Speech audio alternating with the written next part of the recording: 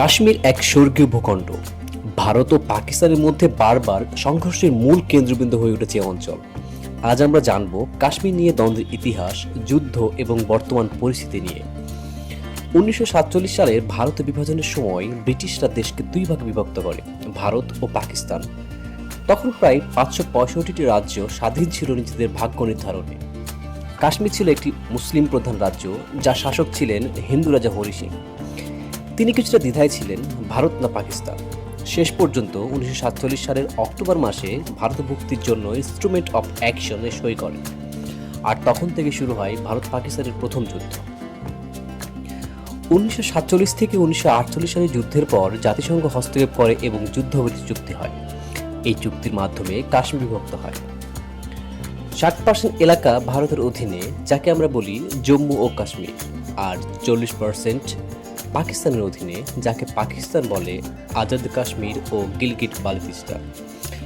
এরপর 1965, 1971, 1999 সালে এই তিনটি বড় সংঘর্ষ ঘটে এই অঞ্চলে। 2019 সালের 5 আগস্ট ভারত সরকার ধারা 370 বাতিল করে জম্মু ও কাশ্মীরের বিশেষ মর্যাদা তুলে দেয়। এই পদক্ষেপে কাশ্মীরের উপর ভারতের পূর্ণ নিয়ন্ত্রণকে আরও শক্ত করে তোলে। পাকিস্তান এর তীব্র বিরোধিতা করে এবং কূটনৈতিক সম্পর্ক হ্রাস করে ভারতের সঙ্গে। কাশ্মীরে ইন্টারনেট বন্ধ, সেনা মোতায়েন ও রাজনৈতিক নেতাদের গৃহবন্দী করা হয়। এই ঘটনায় আন্তর্জাতিক মহলও উদ্বিগ্ন হয়। বর্তমানে কাশ্মীরে উন্নয়ন প্রকল্প, পর্যটন ও ব্যবসা কিছুটা বাড়লেও স্বাধীনতা আন্দোলনের দাবি থেমে যায় না। এখনও এখানে প্রায় গোলাগুলি চলে।